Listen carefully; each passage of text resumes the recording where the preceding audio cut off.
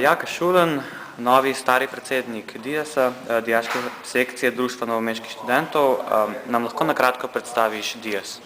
No, v bistvu DIAS je dijaška sekcija, kot si že rekel, Društva novomeških študentov. V bistvu delujemo tako nekako sproščeno, v sproščenem okolju, spravo se dobivamo dijaki, ob kavi, v bistvu tako prelijevamo ideje, pa mogoče neke probleme, si jih izmenjujemo in na podlagi tega pa nastanejo tudi novi projekti. In v bistvu, kaj je point te sekcije to, da v bistvu vsi projekti, ki so narejeni, so izključno plod dijaških rok. DNŠ nam je tukaj ob strani z nekim know-howom pa z nekimi financami, s tem, da si tudi sami poskušamo pridobivati sredstva s trženjem in z iskanjem sponzorjev. Kaj vse pa počnete pri DIAS? Kakšne projekte imate? DIAS v bistvu deli na vse resorje, se pravi na šport, na socialo, na zdravstvo, na kulturo in izobraževanje.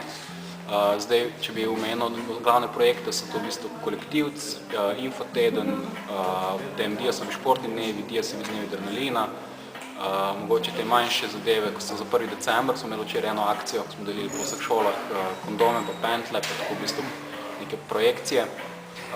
Potem te razne noč čarovnic, karaoke in take malenkosti za dijake, ker poskušamo neko dijaško dogajanje v mestu podpirati in nekaj v tej smeri narediti.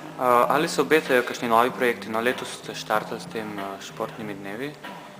Športni dnevi so v bistvu že par let star projekt. V bistvu letos se nadejam novih idej, v bistvu, ker DIAS je tako, da dejansko smo zdaj te stari člani, smo 4. letnik, kar pomeni, da drugih nas ne bo več. V bistvu skozi iščemo nove dijake, ki bi pripravljeni sodelovati. In z novimi dijaki pride tudi nove ideje in v bistvu poskušamo na tem delati, da bi pa v bistvu razvili res neke nove frišne ideje, ker tudi v končni fazi, če leta nazaj, ko smo bili mi v 1. letniku, so nam zdele stvari mogoče drugačne kot tem zdaj, na podlagi tega pa tudi pridejo novi projekti ven. Še za konec, letošnji Kolektivc bo? Kolektivc bo isti oziroma večji, boljši, kot je bil.